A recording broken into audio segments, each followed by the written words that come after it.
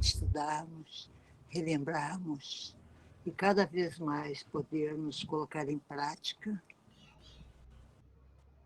as suas normas, as suas leis de amor, de paz e de prosperidade para nós e para todos aqueles que caminham conosco. Agradecemos a oportunidade e que possam todos os nossos irmãos estarem com teu nome nos corações, em suas mentes. Agradecemos a Francisco de Assis a oportunidade que nos concede de fazer esse estudo em seu nome.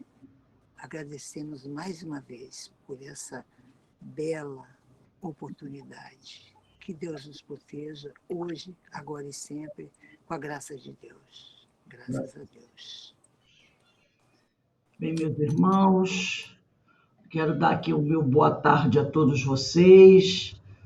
Hoje, dia 5 de março de 2021, estamos aqui reunidos na Sociedade de Estudos do Espírito Francisco de Assis para mais uma tarde de estudos, e nos sábados nós estudamos essa obra, Epístolas de Paulo à Luz do Espiritismo, de Antônio César Perry de Carvalho, uma publicação da editora O Clarim. E nós estamos estudando a Epístola aos Romanos. Então, nós vamos aqui, inicialmente, abrir o nosso livro. Eu vou dar uma volta, vou voltar uma paginazinha. Vamos voltar na página 117, lá no final da página 117 desse livro, das Epístolas de Paulo. No último parágrafo, do penúltimo parágrafo da página 117, diz assim: há trechos da Epístola aos Romanos com registros sintéticos e magistrais extremamente válidos para todas as épocas e contextos. Então, aqui o Antônio César Perry, na página 117, lá no final diz: há trechos da Epístola aos Romanos com registros sintéticos e magistrais extremamente válidos para todas as épocas. Então, ele está querendo dizer que tudo que a gente está encontrando na Epístola aos Romanos, dessa carta de Paulo aos Romanos, não serve apenas para aquela época. Ela serve para todos os tempos. As orientações de Paulo nessa epístola servem para todas as épocas, porque são informações que ele nos traz de amplo aspecto. Como nós vimos ontem, no estudo das parábolas, tudo que ele está dizendo aqui serve para todo mundo, em todos os momentos. São ensinos, podemos dizer assim, chamar de imortais. E ele continua aqui. Nesse versículo, Romanos capítulo 13, versículo 10, que diz assim: o amor não faz mal ao próximo, de sorte que o cumprimento da lei é o amor, surgem duas ênfases da pregação de Paulo. Então, Paulo, nesse carta aos Romanos, capítulo 13, versículo 10, ele está falando da paz e da ação altruísta. Quando ele diz: o amor não faz mal ao próximo, de sorte que o cumprimento da lei é o amor, ele está pregando a paz e a ação altruísta. Agora nós vamos voltar para a página 118 desse livro, As Epístolas de Paulo à Luz do Espiritismo, página 118. Lá no final da página 118, porque nós já vimos o que estava acima dela, está escrito assim, nós vamos ver um texto agora do livro que todo mundo já pegou, que eu botei lá as citações no WhatsApp dos livros que a gente vai precisar. Vocês vão pegar Fonte Viva ou Cartas de Paulo, tá? Quem tem Cartas de Paulo, tá tranquilo. Cartas de Paulo, página 95. Fonte Viva, capítulo 35. Então, Cartas de Paulo, página 95, e Fonte Viva, capítulo 35. Então, deixa eu abrir aqui o meu. Eu vou começar com Alberto. Alberto, você vai pegar esse texto, Estendamos o Bem, que está no Fonte Viva, capítulo 35, ou na Carta de Paulo, página 95, e vai para a gente, todo mundo puder. Não te deixes vencer do mal, mas vence o mal com o bem. Está em Romanos, capítulo 12, versículo 21. Estendamos o bem. Repare que, em plena casa da natureza, todos os elementos em face do mal oferecem o melhor que possuem para o reajustamento da harmonia e para a vitória do bem. Quando o temporal parece haver destruído toda a paisagem, congregam-se as forças divinas da vida para a obra do refazimento. O sol envia luz sobre o lamaçal, curando as chagas do chão. Vento acaricia o arvoredo e enxuga-lhe os ramos. O cântico das aves substitui a voz do trovão. A planície recebe a enxurrada sem revoltar-se e converte-a em adubo precioso. O ar que suporta o peso das nuvens e o choque da faísca destruidora torna a leveza e a suavidade. A árvore de frondas ou feridas regenera-se em silêncio a fim de produzir novas flores e novos frutos. A terra, nossa mãe comum, sofre a chuva de granizos e o banho de lodo periodicamente. E por isso deixa de engrandecer o bem cada vez mais. Por que conservaremos o fel e o mal na intimidade da vida? Aprendamos a receber a necessidade, educando-lhe as energias para poder. A ignorância é apenas uma grande noite que se ao sol da sabedoria. Usa o tesouro do teu amor em todas as direções, estendamos o bem por toda parte. A fonte, quando jamais se dá por vencida. Acolhe os detritos no próprio seio e, continuando a fluir, transporta-os lentos no curso de suas águas, prossegue, correndo com brandura e humildade para benefício do povo. Então, olha o que ele falou aqui, que esses textos do Paulo, Emmanuel falou, né, não, o Antônio César Perry, que eles têm um objetivo, que é, ele deixou bem claro aqui, né, que tem dois ênfases, a pregação de Paulo, a paz e a ação altruísta. Então, olha como ele inicia esse texto. Repara que, em plena casa da natureza, todos os elementos em face do mal oferecem o melhor que possuem para o reajustamento da harmonia e para a vitória do bem. Quer dizer que, no momento que o mal aparece,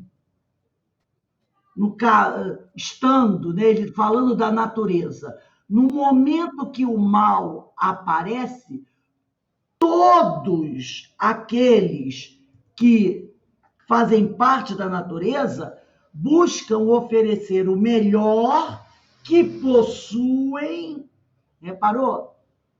Que possuem para o reajustamento da harmonia e para a vitória do bem. Então, isso é uma coisa que fica muito clara.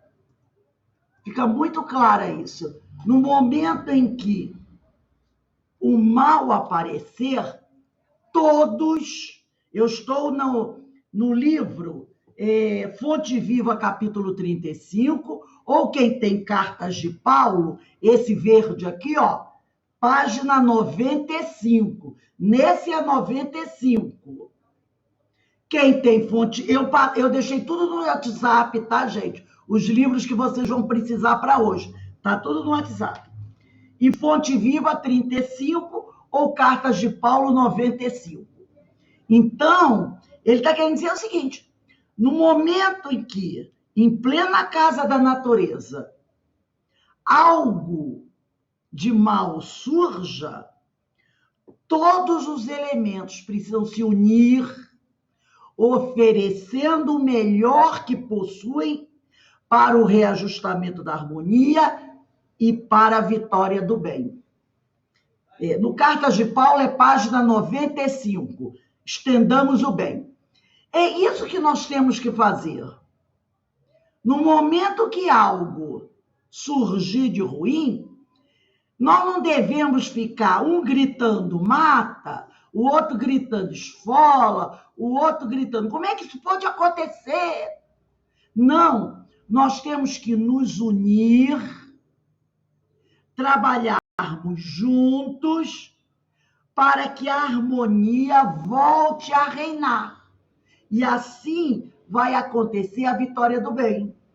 É isso que ele diz aqui, nesse primeiro parágrafo da página 95 das Cartas de Paulo. E aí ele diz, no segundo parágrafo, quando o temporal parece haver destruído toda a paisagem, congregam-se as forças divinas da vida para a obra do refazimento. Então, se tiver acontecido algo de mais grave, o que temos que fazer agora, depois do temporal? Unirmos para consertar o que ficou bagunçado. Aí aqui ele vai citando, ó, o sol envia a luz sobre o lamaçal, o vento acaricia o arvoredo. E lá embaixo, depois, lá pelo... Ele chama 1, 2, 3, 4, 5, 6, 7. Lá pelo 9º parágrafo, ele faz uma pergunta. Por que conservaremos, por nossa vez, o fel e o azedume do mal na intimidade do coração? Porque no parágrafo anterior ele diz: a terra, nossa mãe comum, sofre a chuva de granizos e o banho de lodo periodicamente, mas nem por isso deixa de engrandecer o bem cada vez mais. Então, por que nós, mesmo após enfrentar uma tempestade, nós vamos ficar guardando mágoa? Não é? Por que devemos ficar guardando mágoa? Aconteceu. Vamos procurar reparar, resolver o problema e segue em frente. Fazer como a terra aqui, ó. A terra sofreu a chuva de granizo, o banho de lodo sempre. Mas nem por isso deixa de engrandecer o bem cada vez mais. A mesma coisa a gente. Veio a tempestade? Veio. Balançou, bagunçou com a nossa vida? Bagunçou. Mas nós somos capazes o suficiente de nos reerguermos ou não. Quantos de nós já passamos por tempestades? Não uma, duas, porque às vezes tem gente que é pródigo, né? 3, 4. Quantas tempestades já nos atingiram? E a gente ficou caído lá na estrada, reclamando da vida? Não, a gente está aqui. A gente está aqui. E se vier mais uma, a gente enfrenta. Na certeza que nunca estaremos sós. Nunca estaremos sós. O pai nunca vai desamparar nenhum de seus filhos. E temos os nossos amigos, não é? Que estarão nos amparando, orando por nós. Então, por que isso? Aí ele vai dizer, aprendamos a receber a visita da diversidade, educando-lhes as energias para proveito da vida.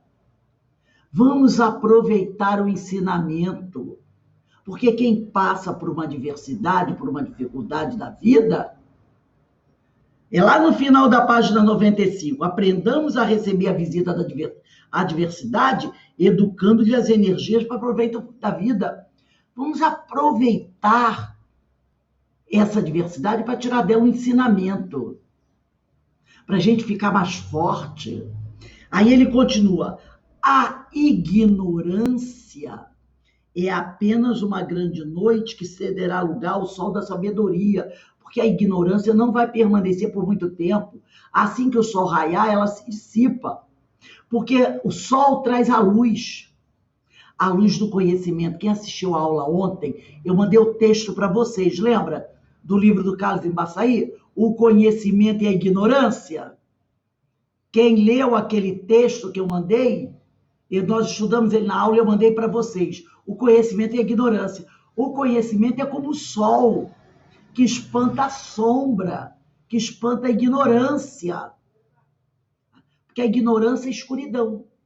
E nada como um sol para acabar com a escuridão. Leiam aquele texto que eu mandei ontem para vocês no Zap. Eu acho que todos vocês aqui receberam. E depois ele diz, usa o tesouro de teu amor em todas as direções. Estendamos o bem por toda parte. Vamos trabalhar. Hoje eu vi os comentários do pessoal, a Fátima Boeta, né? Maria de Fátima Abdala, pedindo trabalhadores lá para evangelização. Não foi? Eu estou antenada. Eu vi ela pedindo lá no Jesus Gonçalves. Gente, estou precisando de gente para trabalhar aqui na evangelização.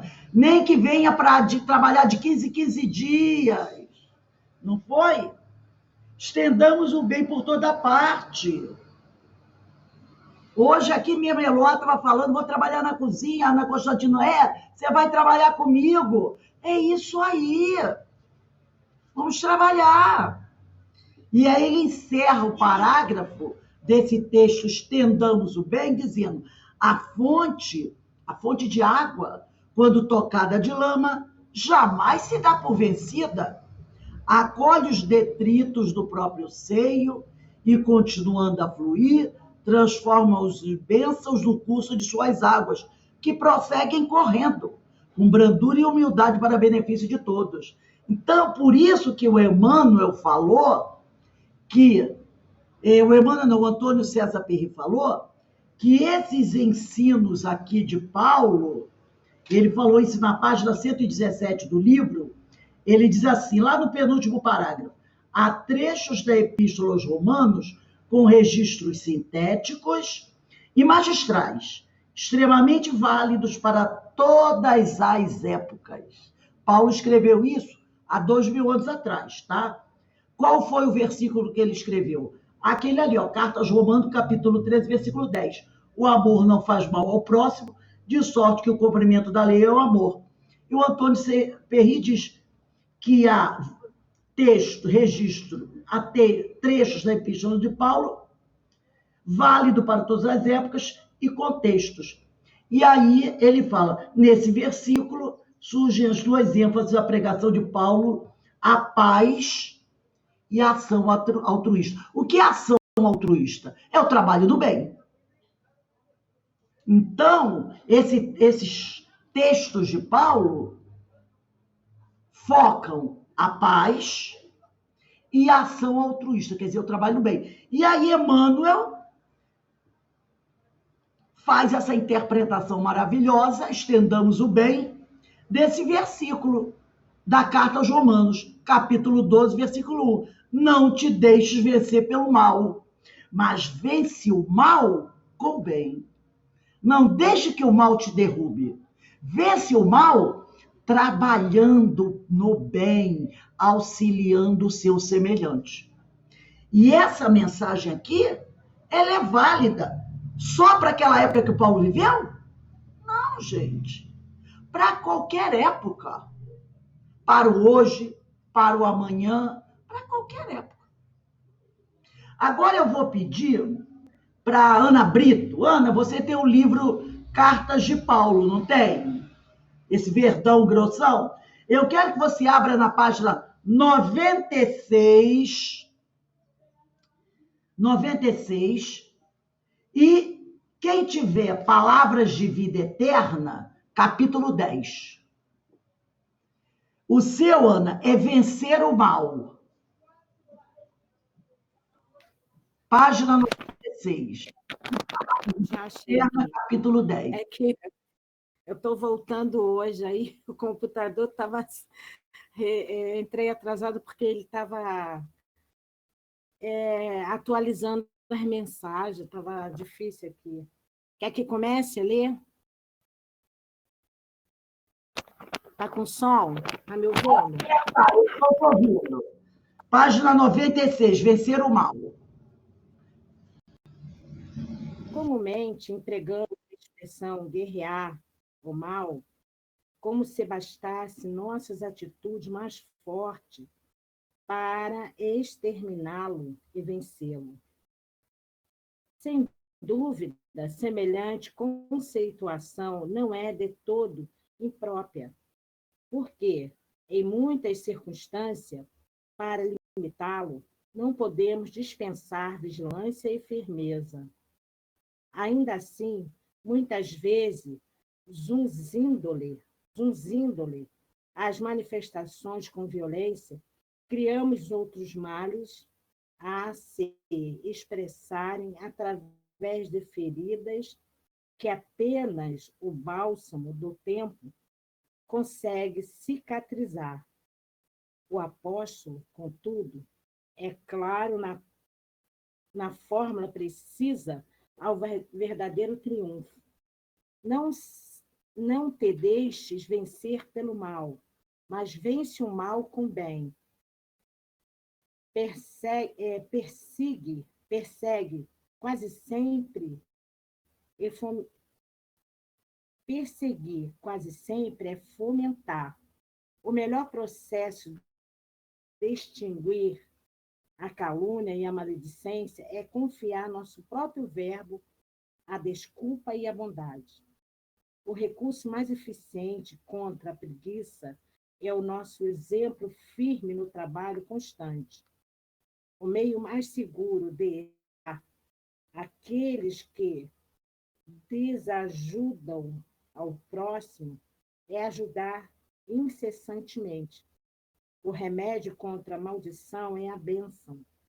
Os antídotos para o veneno da injúria são a paz do silêncio e o socorro da prece. Por isso mesmo, Jesus ensinou: amai os vossos inimigos, bendizei os que vos maldizem, orai por aqueles que vos maltratam e caluniam. Perdoai 70 vezes 7. Ofertai amor aos que vos odeiam.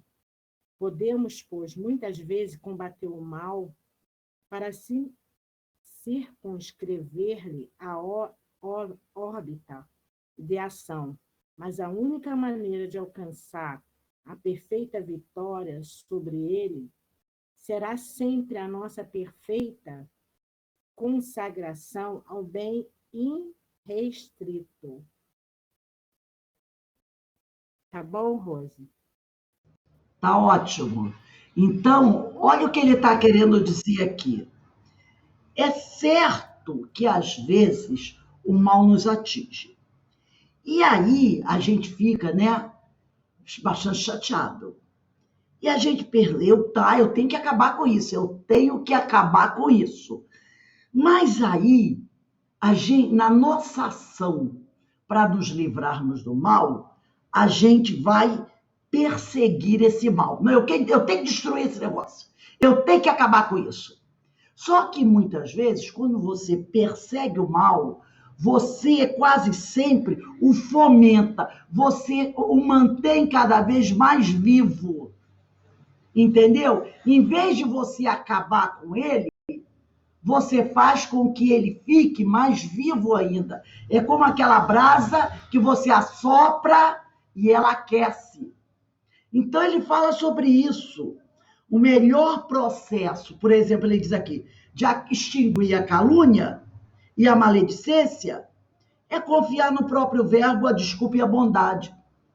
Se você sabe que aquilo não é verdade, você ter sua consciência tranquila, não vai atrás, não. Deixa para lá. Faz silêncio, entendeu? Desculpa aquele que te caluniou, até porque o problema não é teu. Não é verdade? O problema não é seu, não foi você que fez a calúnia. O problema é de quem caluniou. Então, por que que você vai ficar correndo atrás do outro? E você tem que corrigir isso. Você tem que falar para os outros que você falou isso, falou aquilo. Aquilo vai agitar mais o lodo. Deixa. Você sabe que você não fez aquilo.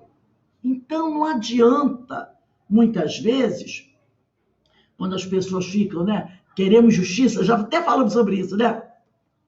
O que você quer, minha filha? Eu quero é justiça.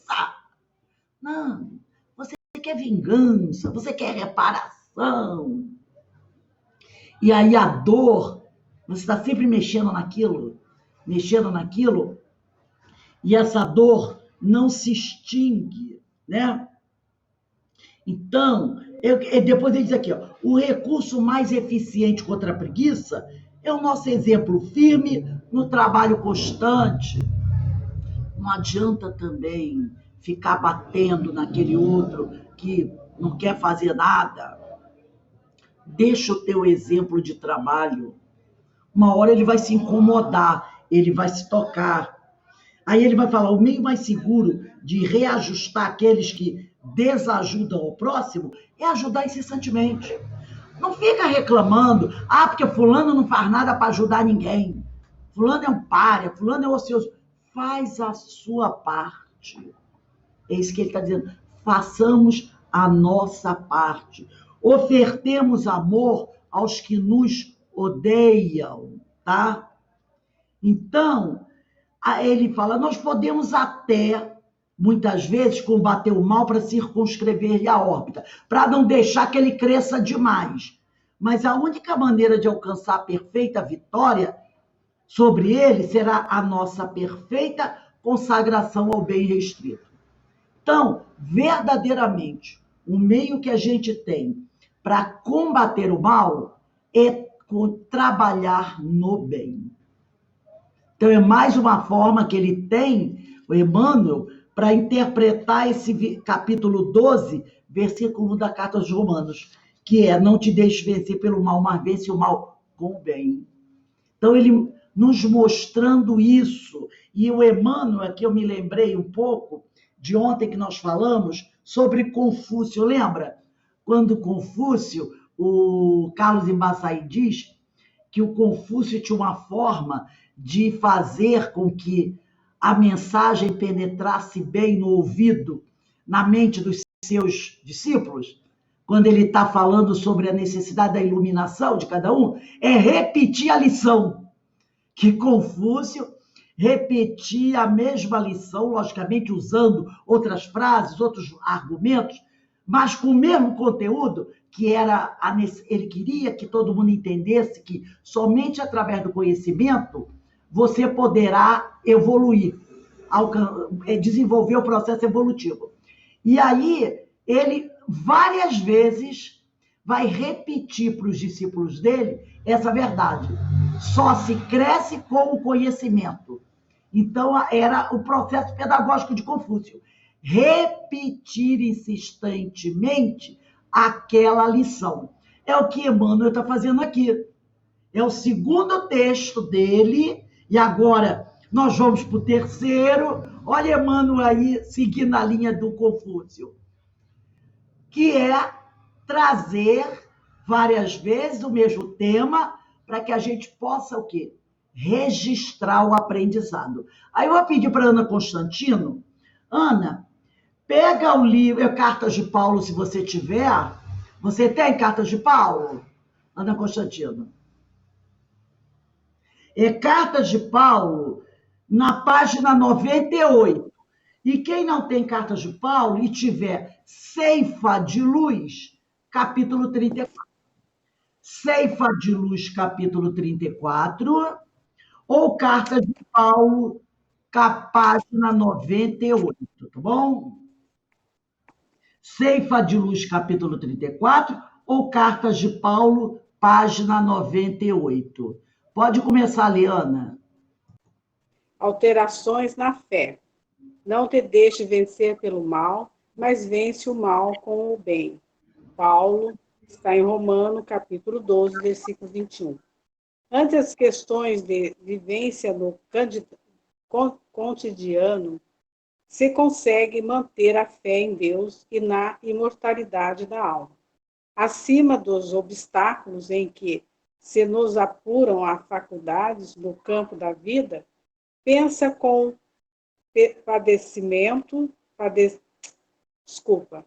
pensa compadecidamente nos irmãos alterados em matéria de fé, especialmente naquele que não puderam suportar o clima de trabalho e burilamento em que te encontras, que bandearam não só para a indiferença, mas também para a negação. Provavelmente, alguns deles se fazem passíveis dessas ou daquela observação, tendente a interromper-lhe por algum tempo a capacidade de influenciação no ânimo alheio. Entretanto, em maioria, são companheiros em graves transformações na vida íntima. Esses terá visto crises de tribulações no instituto doméstico e se vê traumatizado como quem se vê à beira de um colapso nervoso. Aquele terá concordado com sugestões deprimentes e haverá caído nos labirintos da obsessão. Outros sofreu a deserção de pessoas queridas e não conseguiu furtar-se a profundo ressentimento. Outro ainda varou desafio e testemunhos que lhe impuseram enfermidade e cansaço, estirando-se em desânimo.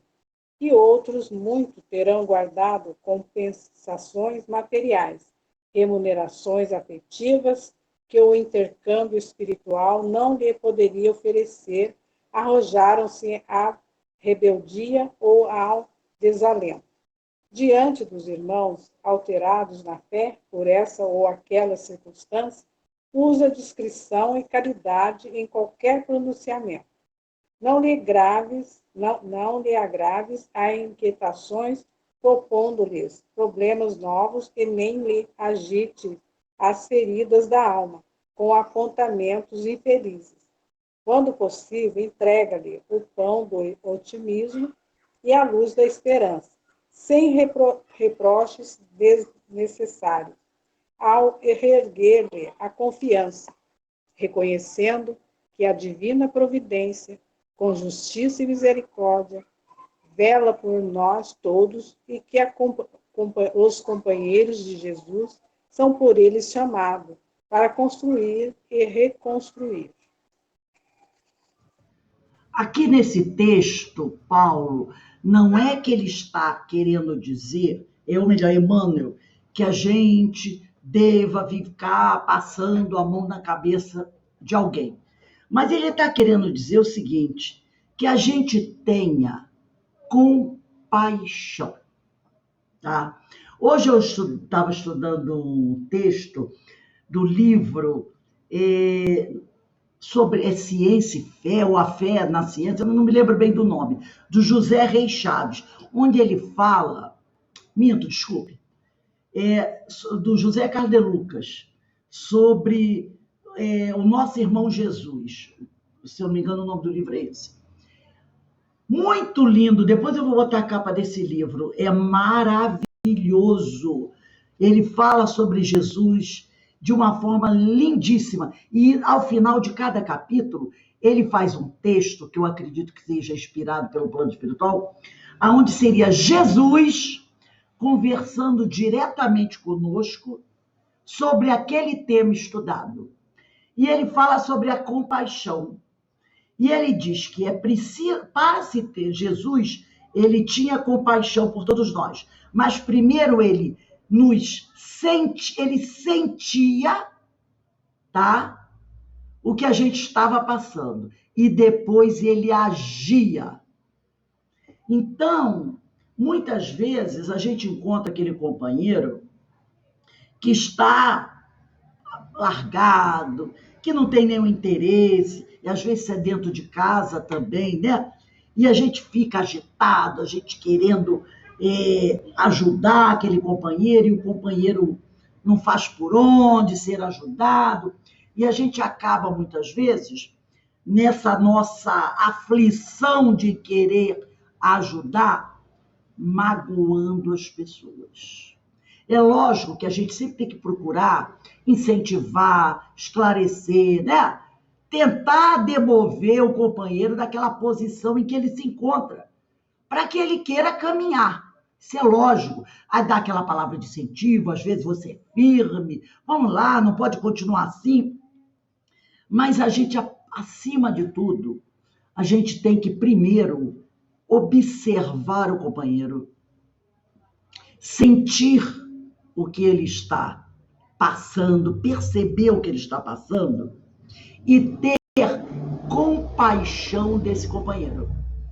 É sobre isso que ele está dizendo. Muitas vezes ele fala aqui, ó, ele diz aqui, ó, ante as questões de vivência, lá no início, do cotidiano, se consegues manter a fé em Deus e na imortalidade da alma, acima dos obstáculos em que se nos apuram as faculdades do campo da vida, pensa compadecidamente nos irmãos alterados em matéria de fé, especialmente naqueles que não puderam suportar o clima de trabalho e burilamento em que te encontras e que se bandearam não só para a indiferença, mas também para a negação. Nós somos individualidades. Quantas pessoas da nossa família ou amigos que nós conhecemos que até um certo ponto da vida as pessoas olhavam e diziam mais ou menos assim: esse daí não vai dar para nada. E isso aí já era. Isso aí tá perdido. Tá perdido, não vai dar para coisa nenhuma. E não sei o que lá. E aí, a gente, por gostar daquela criatura, por querer o melhor para ela, ficava em cima. E parecia que aquele indivíduo não saía do lugar. E você dizia, meu Deus, eu acho que realmente, né? Aí tá perdido. Aí, de repente, a criatura, por ela mesma, começa a se encontrar. Porque cada um tem um tempo. Cada um tem o seu tempo. Logicamente, né, que os bons incentivos vão ajudá-la. Mas a gente tem que entender que a criatura dá o tempo. E daqui a pouco a criatura vai. Ela vai buscando o seu caminho. É que muitas vezes a gente não tem paciência. Não é? A gente não tem paciência. Eu despertei logo. Por que o outro não desperta? Está na hora de acordar. Nós não estamos dizendo que devemos apoiar a ociosidade, a indiferença, não. Mas também a gente tem que entender a situação de cada criatura. E ele diz aqui, ó, esse terá visto crises e tribulações no Instituto Doméstico e se vê traumatizado como quem se vê à beira do colapso nervoso. Ô, algumas vezes aquela criatura, durante a sua infância ou sua adolescência, vivenciou coisas que o abalaram, que fizeram ele perder a fé nesse tipo de coisa. Entendeu? Na instituição família. Aí depois, aquele terá concordado com sugestões deprimentes e haverá caído nos labirintos da obsessão. Outro sofreu a deserção de pessoas queridas e não conseguiu furtar-se ao profundo ressentimento. De repente, a pessoa fez uma escolha ou simplesmente ele tinha um modo de viver que, por N motivos ou preconceitos, a família não aceitou e ele guardou aquele ressentimento, porque às vezes a família tem muito aquela coisa, a pessoa segue um caminho e de repente aquilo não dá certo. Aí alguém fica, eu não te avisei? Tá vendo? Eu te avisei para não fazer isso, eu te avisei para não fazer aquilo, você não me ouviu. E aí daí vem um corolário de acusações. Aí a pessoa fica com ressentimento. E com isso, ela breca. Então você vai ver só. Então a pessoa breca a sua caminhada, né? Aí ele fala aqui, não lhes agraves as inquietações, propondo-lhes problemas novos, e nem lhes agites as feridas da alma com apontamentos infelizes. Quando possível, olha aí, entrega-lhes o pão do otimismo e a luz da esperança, sem reproches desnecessários ao reerguer-lhes a confiança, reconhecendo que a divina providência, com justiça e misericórdia, vela por todos nós, e que os companheiros de Jesus são por ele chamados para construir e reconstruir. Então, quando possível, vai lá, dá uma palavra de incentivo, de ânimo, mas saiba que a decisão é da própria criatura. É ela que vai ter que decidir. Entendeu? Ela que vai decidir a vida dela. Agora que a gente fique certo o seguinte, que se hoje ele não se sentiu estimulado a fazer, ou infelizmente vai passar pelos momentos difíceis da vida, não quer dizer que ele esteja perdido, porque ele vai ter novas oportunidades, né? E um dia ele vai acertar. Não adianta a gente ficar com raiva daquela criatura, entendeu? Magoada, olha só, não faz nada que preste. Não adianta, ora por ele e lembra o seguinte, quem decide a vida dele é ele mesmo. Nós não podemos tomar decisões pelo outro, bem que a gente gostaria, não é? Principalmente quando se trata de filhos. Como a gente gostaria de correr para tentar, não é? Mas não dá, não é possível. Mas muitas vezes a gente só aprende isso com o tempo, né? Com o tempo que a gente vai percebendo que a gente não vai conseguir. Aí eu me lembro daquela frase do Gibran Khalil Gibran, um filósofo, que ele diz assim, os pais são como o arco e os filhos são como a flecha. Os pais lançam a flecha, e as flechas se vão. O arco nunca poderá alcançar a flecha, porque o papel dele é lançar. Mas o arco fica aqui, a flecha foi embora. Ela foi embora. Quando você lança a flecha, o arco não vai. Ele fica, né? Quem vai é a flecha. Então, não adianta a gente... E olha que pai e mãe tenta. Pai e mãe tenta.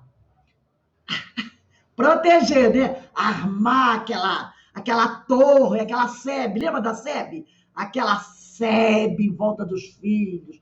Para tentar evitar que o filho sofra. Mas não podemos. Não podemos. Muitas vezes, quando a gente faz isso, a gente até atrapalha. porque a gente quer viver a experiência por ele. A gente não quer que ele sofra. Aí, tipo assim, deixa que eu sofra. Coração de mãe, coração de pai é imenso. Eu é que tenho que sofrer. Não posso. Ele tem que vivenciar, tem que adquirir a experiência. Senão ele não cresce. Ele não vai crescer nunca. E um dia vai dizer, eu não consegui fazer nada na minha vida porque meu pai e minha mãe não deixaram. Ainda vai dizer isso. Ainda vai dizer isso, né? Vamos voltar aqui ao livro do Epístolas de Paulo. Na página 119, diz assim, ó. Outra frase paulina, muito conhecida, refere-se às situações ligadas ao mal e ao bem final, para aqueles que praticam os ensinos morais advindos dos 10 mandamentos e da mensagem do Cristo. A frase é a seguinte, está na carta aos Romanos, capítulo 8, versículo 31. Que diremos, pois, a estas coisas? Se Deus é por nós, quem será contra nós? Né? Então, aí nós fizemos umas anotações do nosso estudo sobre essa frase aí. Não se pode imaginar Deus sendo por uns ou por outros. Porque, né, tem essa frase, né? Olha só, quando você lê a frase ao pé da letra, sem refletir, olha o que está na carta aos Romanos, capítulo 8, versículo 31. Que diremos, pois, a estas coisas? Se Deus é por nós, quem será contra nós? Aí a gente para pensar. E a gente chega à conclusão. Não se pode imaginar Deus sendo por uns ou por outros. Porque quando eu digo assim, quem será contra nós? Porquanto é o Pai de todos e ama a todos igualmente. Pois, do contrário, não seria amor em perfeição. É igual aquela história que Deus é brasileiro, lembra? Então, se Deus é brasileiro, não é Deus, ele não é Deus japonês. Os japoneses foram para o espaço. Japonês, italiano, alemão, o que foi, todo mundo para o espaço. Se Deus é brasileiro, ele daria preferência a nós, os brasileiros, em detrimento das outras nações. Mas a gente sabe que isso não é verdade. Todos nós estamos predestinados a nos tornarmos espíritos puros como Jesus. Né? O primogênito entre nós, ele se tornou o puro, vamos dizer primogênito, no sentido que não é no sentido literal, porque ninguém sabe quem foi o primeiro espírito criado por Deus. Ninguém sabe, né? Mas ele diz o seguinte, aqui no planeta Terra, o espírito mais antigo qual teria sido? Jesus, não é? O espírito puro que veio nos ajudar. Então, é aquele que já quando se imaginou a construção, vamos dizer assim, do planeta Terra, ele já era puro. Ele já era puro, né? Já era muito puro. E mais Deus concede a bênção de viver na sua lei e nela se glorificar a todos. Mas existem alguns irmãos nossos, porém, que por enquanto ainda não se sentem verdadeiros filhos de Deus. Com o espiritismo, nós podemos fazer a pergunta no seu sentido direto. Se estamos com Deus, aí sim, quem estará contra nós? É diferente, porque quando você diz, se Deus é por nós, quem será contra nós? Agora, se nós estamos com Deus, quem estará contra nós? Quem poderá nos vencer? Se cumprimos a lei de amor, de justiça e caridade, agindo sem causar qualquer prejuízo a ninguém, atrairemos o bem como efeito natural das nossas condutas. E ainda que alvos, e ainda que mesmo atacados pelo mal, olha a parábola ontem dos servidores maus, que na parábola está escrito assim, que Deus continua enviando seus emissários, mesmo sendo eles mortos, mesmo sendo eles torturados, presos, Deus continua enviando os seus servidores para nos ajudar. Então, quanto a isso, a gente não vai fugir. Ainda que alvos do ataque do mal, o que é típico no nosso mundo, que é um mundo atrasado, contaremos com a proteção dos espíritos superiores e seremos capazes de resistir e prosseguir, sempre inspirado por uma fé robusta e ativa. Então, isso nós podemos afirmar. Então, é nesse sentido que Paulo quis dizer. Se nós estivermos firmes na nossa fé no Senhor, nada poderá nos destruir, mesmo que nós sejamos mortos, como muitos seguidores de Jesus foram, não é? Mesmo que possamos ser caluniados, pregados na cruz, como Jesus foi, como Pedro foi, nada nos irá abalar, porque nós estaremos junto do Senhor. E esse é o sentido da frase, né? Vamos voltar aqui, só um instantinho aí, gente, que eu fechei aqui. Peraí. Então, isso a gente tem que estar sempre firme. Vão existir momentos difíceis? Vão ser. Mas, se nós nos mantivermos firmes na nossa fé, não seremos abalados. Vamos voltar aqui no livro do Epístolas de Paulo. Ele vai dizer assim, ó, como conclusão desta breve análise, destacamos a colocação de Paulo. Carta aos Romanos, capítulo 8, versículo 17. E se nós somos filhos, somos logo herdeiros também, herdeiros de Deus e co-herdeiros de Cristo. Se é certo que com eles padecemos, para que também com eles sejamos glorificados. Então, gente, nós estamos com Deus, não na condição de servos ou escravos que temem o seu Senhor, mas na condição de filhos bem-amados e cheios da sua graça abundante, ainda quando andamos em sombras.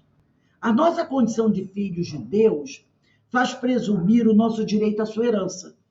Mas sendo ele o Deus da misericórdia e justiça em perfeição, olha só que interessante, ele nos antecipou parte que toca em seu tesouro, para que desde logo pudéssemos desfrutar do que é mais importante, o amor. Porque normalmente o que acontece? O herdeiro só recebe a herança depois que o dono do tesouro, que o dono da fortuna morre, não é assim? Com Deus não. Deus, assim que fomos criados, ele já nos deu a sua herança, que é o amor. Então ele se antecipou, ele nos deu por antecipação essa herança. Assim nós trazemos conosco a essência da virtude divina, que nos enriquece a existência e nos impulsiona para as conquistas elevadas. Durante muito tempo, nós não valorizamos esse patrimônio que nós herdamos. E quando percebemos que o temos, nós usamos de maneira indevida para atendimento dos nossos prazeres, entendeu? A exemplo de quem? Do filho pródigo, que recebe a herança antes do pai morrer. Não é assim a história do filho pródigo? Ele pede ao pai a sua herança e o pai a concede antes dele morrer. antes do pai morrer. E ele, o que é que ele faz com a herança? Ele acaba com a herança dele, né? Então, a exemplo do filho pródigo, ele se torna um escravo do prazer, da carne. Mas Jesus veio nos ensinar que o amor deve ser cultivado e multiplicado. A herança que o Senhor nos dá, de forma antecipada, é o amor. O amor faz parte de nós.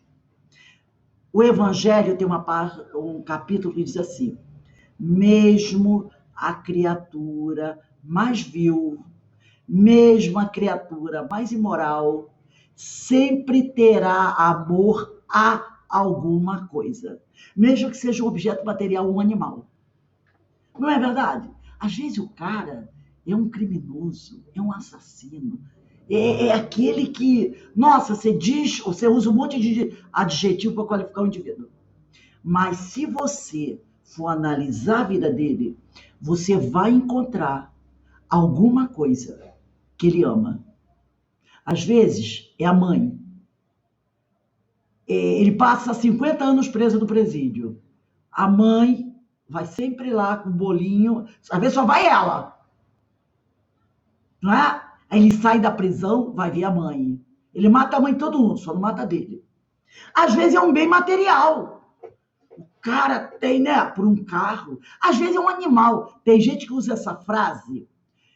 Quanto mais eu amo meu cachorro, mais eu quero ficar longe dos seres humanos. Não diz assim, ó? Porque o cara ama, eu prefiro os meus cães do que adotar uma criança. Eu vou adotar uma criança, filho do outro. Mal sabe ele que às vezes aquela criança é filho dele mesmo. Foi filho dele em outras vidas.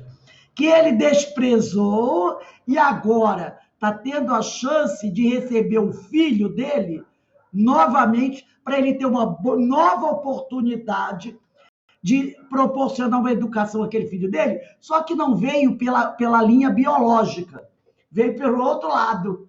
E às vezes, isso já vimos muitas vezes, que essa pessoa às vezes tem 2, 3 filhos biológicos e um adotado. Lá no fim da vida, os filhos biológicos, vão embora. Quem é que fica cuidando dele até ele fechar os olhos? O adotado. É que vai cuidar dele.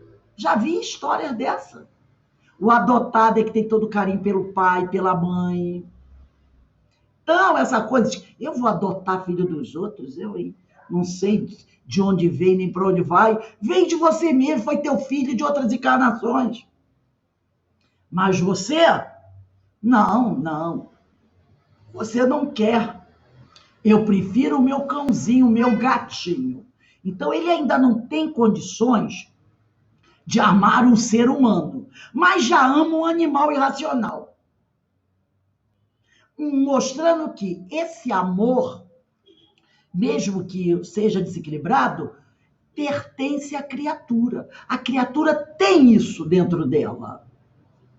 Ele tem isso dentro dela. Por quê? Porque foi a herança que o pai nos deu de forma antecipada quando fomos criados. Entendeu? Ele não esperou o fim dos tempos para nos dar a herança. Ele deu a herança assim que nós fomos criados, para que ela se desenvolvesse. E Jesus vem nos ensinar que o amor deve ser cultivado e multiplicado, tal a gleba que necessita do esforço do lavrador para produzir o alimento. Então, só depois de uma série de padecimentos naturais, pelo trabalho sincero, seremos glorificados e alcançaremos paz e felicidade. Então, a gente tem que... Por isso que Paulo vai dizer aqui, e se nós somos filhos, somos logo herdeiros também. Herdeiros de Deus e co-herdeiros de Cristo. Se é certo que com ele padecemos, para que também com ele sejamos glorificados. Então, essa é a herança que o Pai nos deu. Esse amor, para que a gente aprenda a desenvolvê-lo. Agora, eu vou pedir para Denise. Denise, pega aí o livro Cartas de Paulo, se você tiver, no capítulo 76, e quem tiver o Vinha de Luz, é capítulo 120.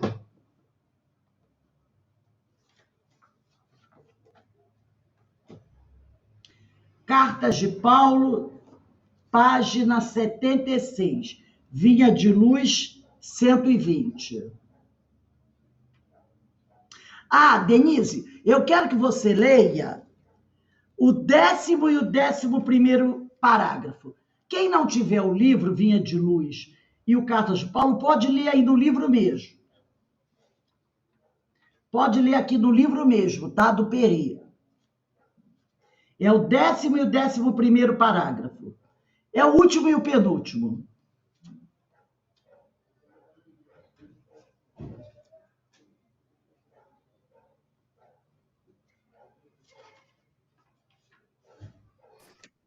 Não somos fantasmas,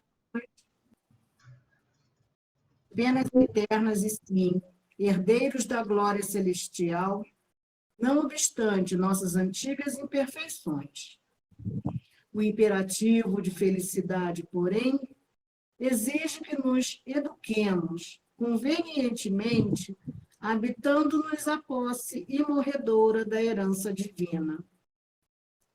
Olvidemos o desperdício da energia, os caprichos da infância espiritual e cresçamos para ser, com o Pai, tutores de nós mesmos. Sem microfone, Rose.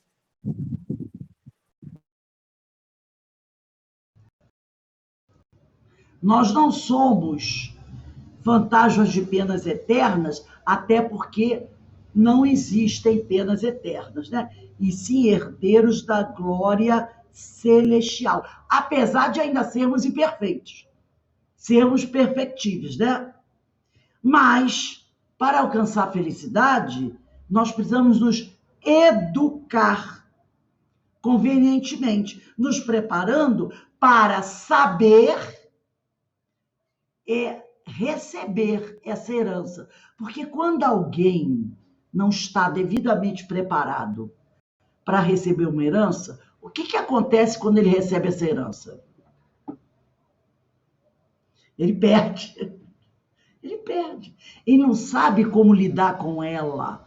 Então, a gente precisa, ao longo da nossa existência, ir nos preparando através do trabalho no bem, como nós falamos no início da nossa aula de hoje, para saber trabalhar com essa herança.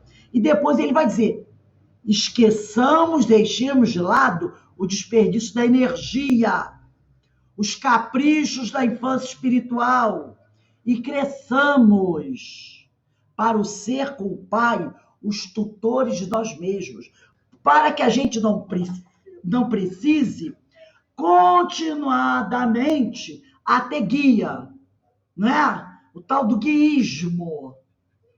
Porque é aquela coisa, eu preciso de alguém para dizer o que eu tenho que fazer.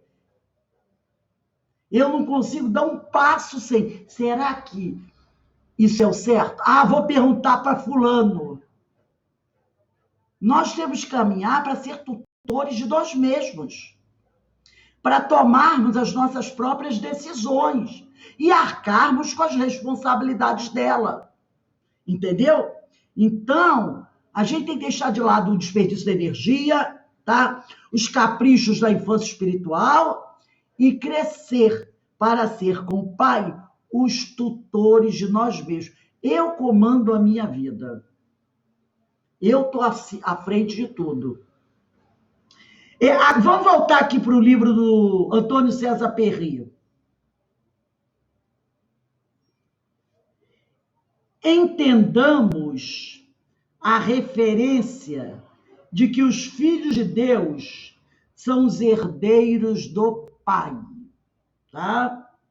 A propósito desse versículo da epístola, torna-se oportuna a transcrição de trecho de mensagem de Emmanuel intitulada Herdeiros, que sintetiza os temas essenciais e espirituais da Carta de Paulo. Então, nós temos que entender perfeitamente o que significa ser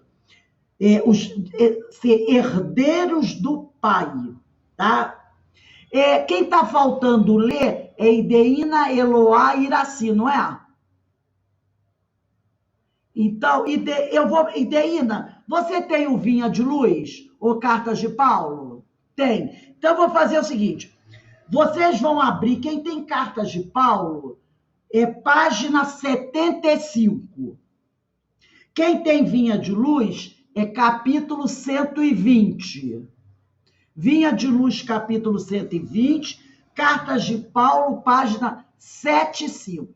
Aí eu vou fazer o seguinte: a Ideína vai ler o capítulo 1, 2 e 3. A Iraci vai ler 4, 5, 6. E Eu a... acho que eu já li, Rose. Eu acho que eu já li. Você Mas posso ler de novo. Eloá? Ah. Oi, Eloá já leu? já. Hoje? Eu acho que sim, não? Eu acho que Ou não. não? Foi Ah, eu, então deve ter sido no outro. foi Denise. Ah, então tá. Então foi no outro curso. Ó, Ideína 1, 2, 3. Iraci 4, 5, 6. E Eloá, os três últimos, 7, 8, 9. São 9 parágrafos. Cada um lê 3. Primeiro Ideína, segundo Iraci, depois Eloá. Ideína 1, 2, 3. Iraci 4, 5, 6. E Eloá os 7, 8 e 9. Então começa aí a Ideína. Lê os 3 primeiros. Herdeiros. Se nós somos filhos, somos logo herdeiros também. Herdeiros de Deus e co-herdeiros do Cristo. Está em Paulo, Romanos, capítulo 8, versículo 17. Incompreensivelmente, muitas escolas religiosas, através de seus expositores, relegam o homem à esfera de miserabilidade absoluta. Púlpitos, tribunas, praças, livros e jornais estão repletos de tremendas acusações. Os filhos da terra são categorizados à conta de réus da pena última.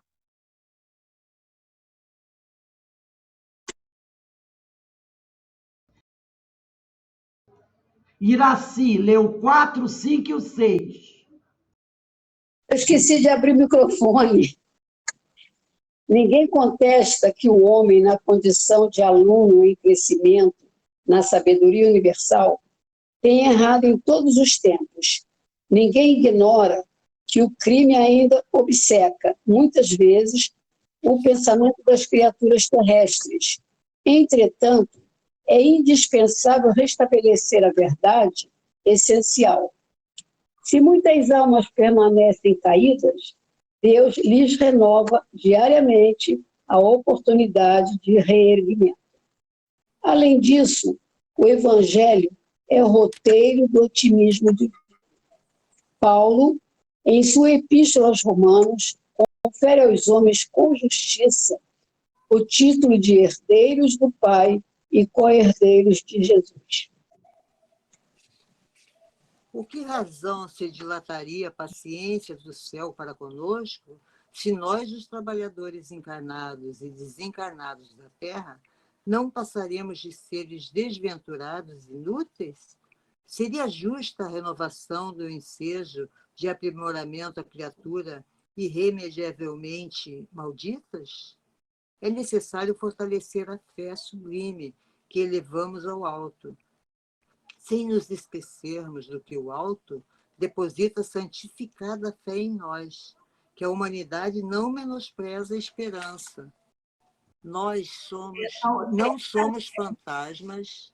Não somos fantasmas. Ali onde você leu, que a humanidade não menospreze a esperança, né?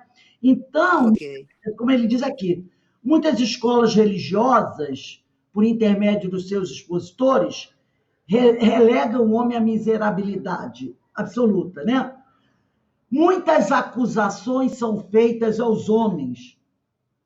Muita gente, os religiosos condenam as penas eternas. A gente não está contestando, como dizia o Mano aqui, ninguém contesta que a população humana da atualidade ainda tem errado muito. Estamos vivendo esse momento agora, né? é questão do orgulho. Eu vi um depoimento de uma criança, isso foi em São Paulo, as professoras estão trabalhando esse tema da guerra com as crianças, no segundo, terceiro, quarto ano. E aí uma garotinha que devia ter 10 anos, ela começa a falar, explicar por que a guerra está acontecendo. Porque o Putin, que é presidente de um grande território, que ela fala que a Rússia é o maior país do mundo, em tamanho de terra, que ele quer mais terras, ele quer dominar mais território, porque ele quer aumentar muito o poder dele. Por isso que ele está travando luta contra um país pequeno, menos poderoso que ele, que é a Ucrânia. Aí ela falou tudo isso, depois ela diz, resumindo, é muito egoísmo, né? Ela resumindo, é muito egoísmo, né? É esse o problema. Ninguém contesta, Emmanuel diz isso aqui, que o nosso grande problema atual é o quê? É o egoísmo. É o egoísmo. Nós ainda não aprendemos a dividir. É o orgulho. Eu quero ser poderoso. Eu quero que olhem para mim e tremam. É a vaidade do Todo-Poderoso, né?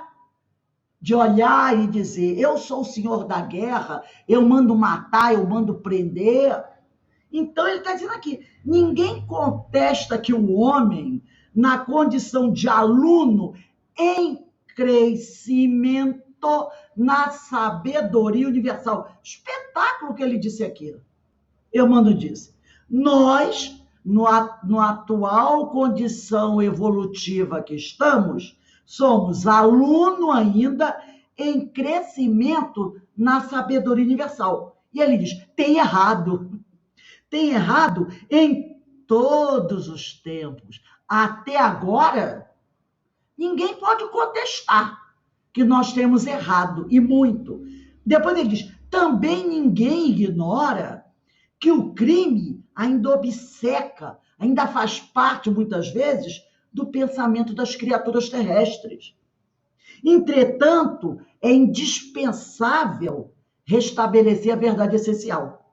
Se muitas almas permanecem caídas, Deus, que é o Pai Criador, o Pai amoroso, que Jesus veio nos mostrar que o Pai era, porque até então, até a vinda de Jesus, todo mundo achava que Deus era o quê? Era mais um desses senhores da guerra.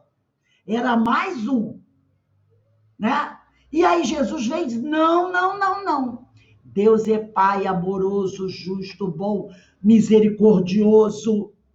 Então, é indispensável restabelecer a verdade essencial. Se muitas almas permanecem caídas, Deus, esse Pai amoroso, lhes renova diariamente a oportunidade de reerguimento. E uma dessas formas é com a reencarnação, enviando os seus missionários, de vez em quando, para nos mostrar o caminho que a gente deve seguir.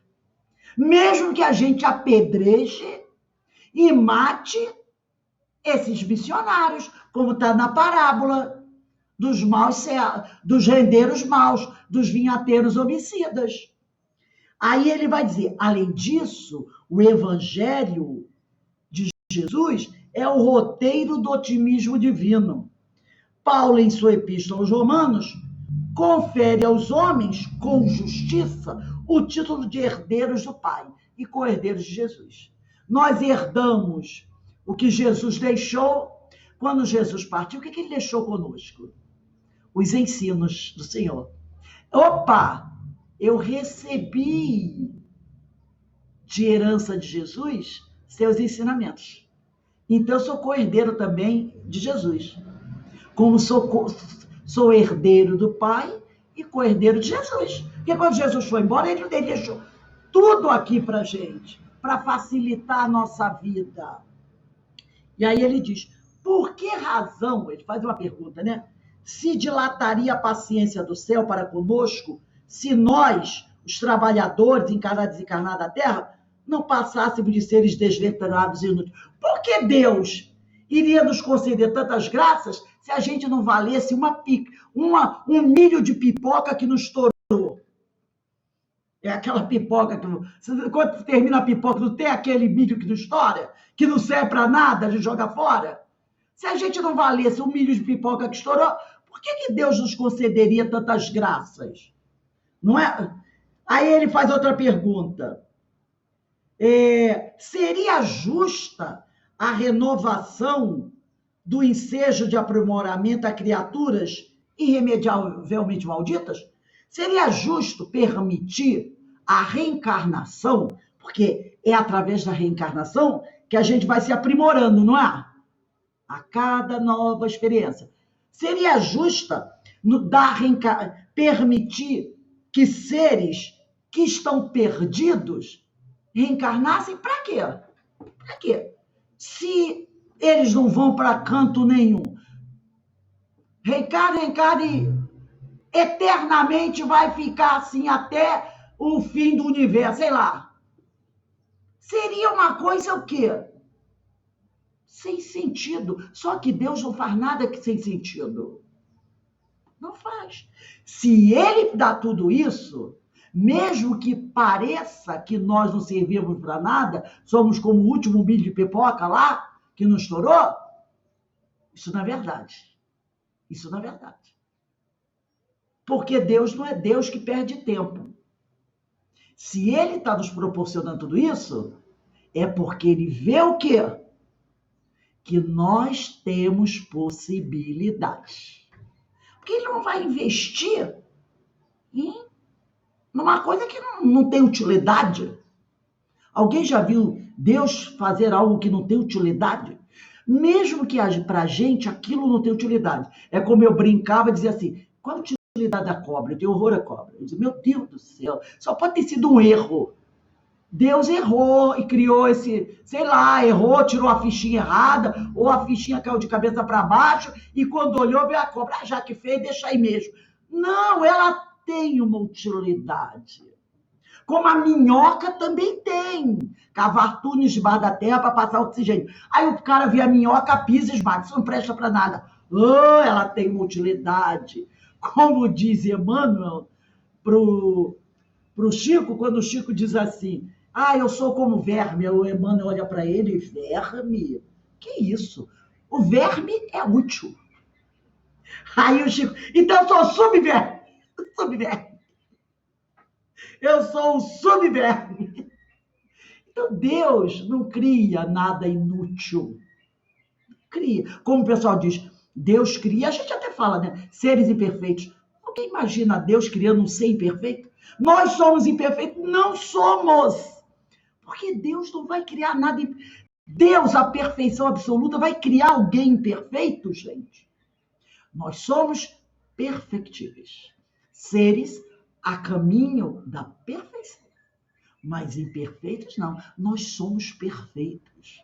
E quando Deus olha para a gente, ele vê a perfeição em nós. Nós somos. Alguém duvida que um dia será espírito puro?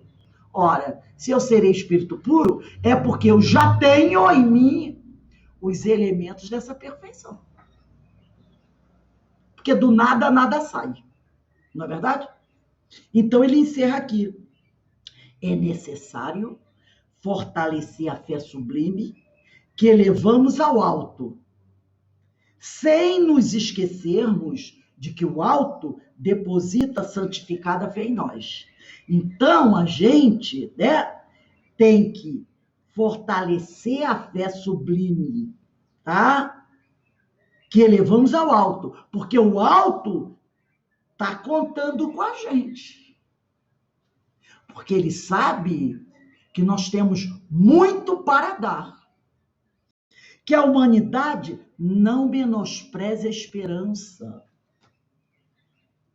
Porque o Pai, ele está sempre aí para nos ajudar, para nos mostrar o caminho ele está sempre aí. E se ele faz isso, se ele investe em nós, é porque ele sabe das possibilidades que nós temos para oferecer. Nós é que não confiamos, como diz o povo por aí, no nosso taco. Não é? Se há alguma desconfiança, não é de Deus para conosco, porque ele sabe o que ele criou. Ele sabe. Somos nós que não confiamos nessa perfeição, não acreditamos nessa perfeição e não confiamos que nós somos realmente herdeiros do Pai. E que o Pai, assim que nos cria, nos dá a sua herança, que é o amor, que nós trazemos dentro de nós. Então, essa carta de estudo da carta de Paulo aos Romanos, que nós encerramos hoje, ela traz todos esses ensinamentos para a gente, mas não são ensinamentos para ficar lá 2000 anos atrás, não. É para o agora.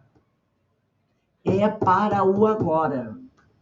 Para que a gente realmente, sem orgulho, vaidade e egoísmo, entenda, eu sou herdeiro de Deus e co-herdeiro de Jesus. E tenha certeza da importância disso. E que o céu confia em nós. Então, se eu estou com Deus, realmente, quem poderá me abalar? Ninguém. Mesmo que eu seja morto, apedrejado, crucificado, porque o Senhor mandou seus missionários, mas não disse para ninguém assim, ó, vocês vão, mas estão blindados. Não, vocês vão, meu filho, vão trabalhar para mim. Agora sabem que podem enfrentar dificuldades, mas mantendo a fé firme, mesmo que meu corpo seja morto, eu continuarei vivo, trabalhando pelo Senhor.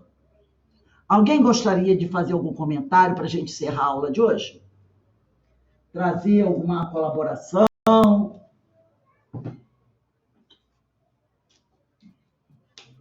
Rose, o Paulo vem fortalecendo a nossa fé, né? E a nossa esperança no futuro, dizendo que nós podemos fazer além do que nós estamos fazendo.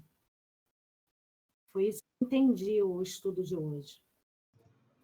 Que nós busquemos fazer o que nos é possível, né? Que a gente... Sim. O que não podemos é ficar parados. Que a gente faça o que é possível. E Deus não pede de nós nada além do que a gente possa fazer. Possa dar, né? Possa dar. Possa dar, não é? Cada um tem um potencial. Então, E colocar, né, Rose? Colocar a fé e a caridade em ação, né? Com certeza.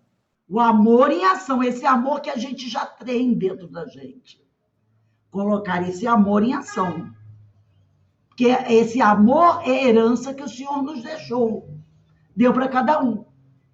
E se eu tenho esse amor, eu tenho que colocar em ação. É a prática da caridade. Aí a gente lembra Paulo. Eu posso ter todas as faculdades do mundo, mas se eu não tiver amor, se eu não tiver a caridade, nada sou. É lindo isso, não é? Porque tem muitas pessoas que têm muito orgulho. Aí eu sou o melhor médium da casa. Eu dou cada comunicação espetacular. Só espíritos sublimes falam de mim. Já dançou porque a vaidade comeu solto aí. Né? A vaidade comeu solto.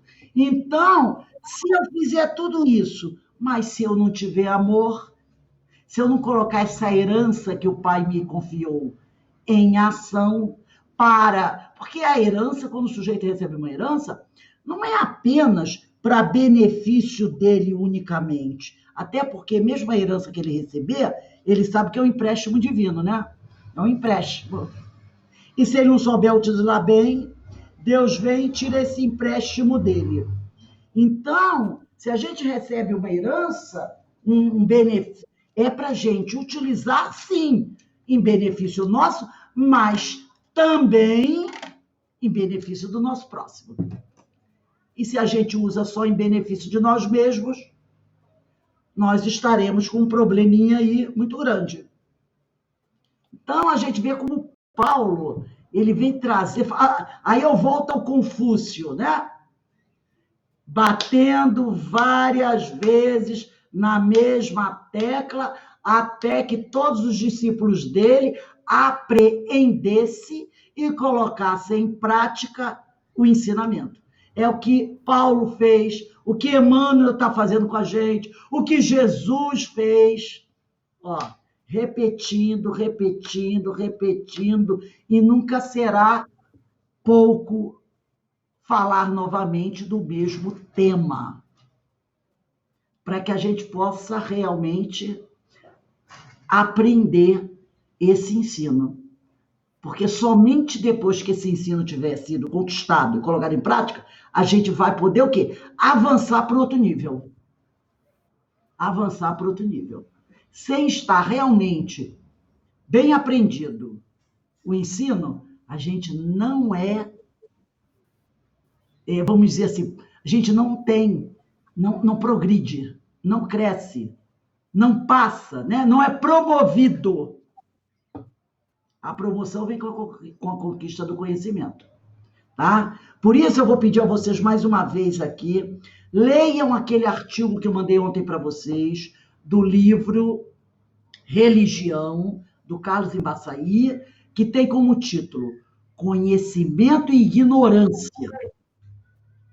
O título é bem sugestivo. Se alguém não leu, leia. Conhecimento e Ignorância. Muito bom aquele ensino do Carlos Embaçaí, esse esclarecimento. Alguém gostaria de falar mais alguma coisa? De deixar alguma mensagem, alguma coisa a mais? Não? Então, nós vamos encerrar o nosso estudo de hoje. E eu vou pedir para o Alberto fazer a nossa prece de encerramento.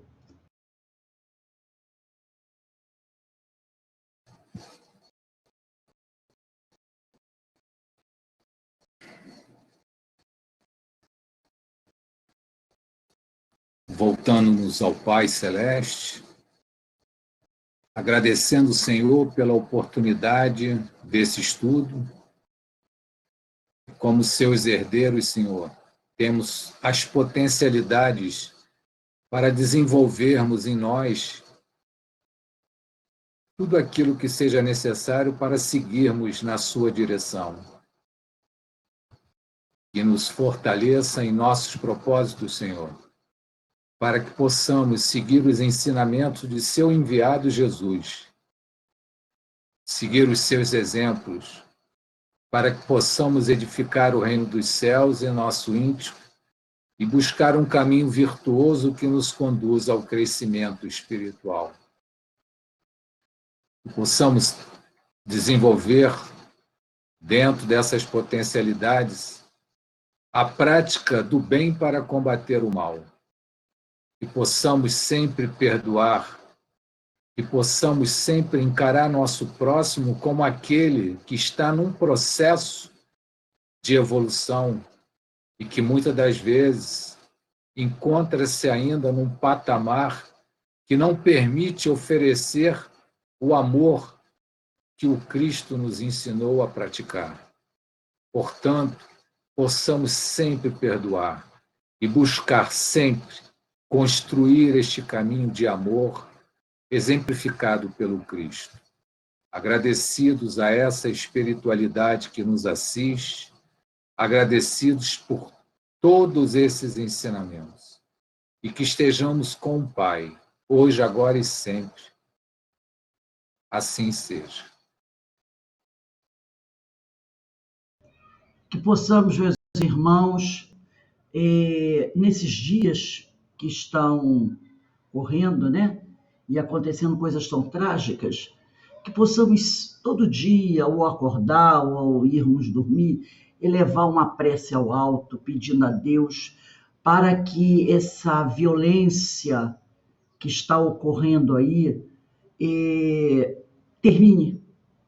Não importa, como disse Kardec ontem, eu li aquela mensagem do livro Viagem Espírita de 1862, e eu vou mandar essa mensagem também para vocês em PDF, se possível mandar hoje, quando Kardec diz que ele não, quando ele encontrava um grupo onde havia discórdia entre o grupo, ele não queria saber quem tinha razão.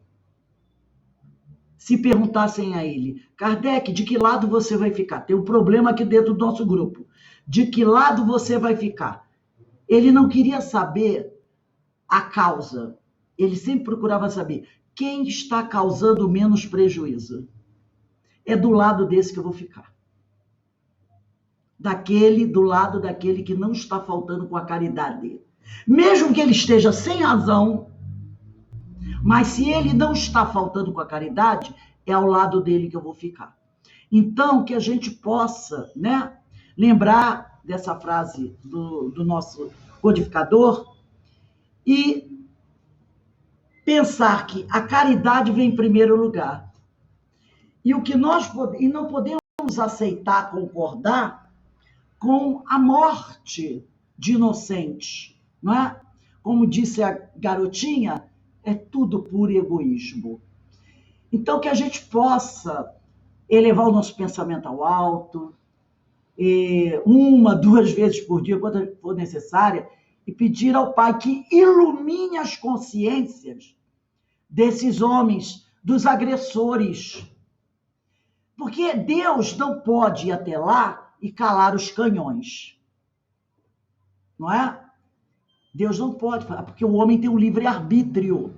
Senão nós vamos querer que Deus cale todos os canhões, que Deus faça tudo que é da nossa competência fazer.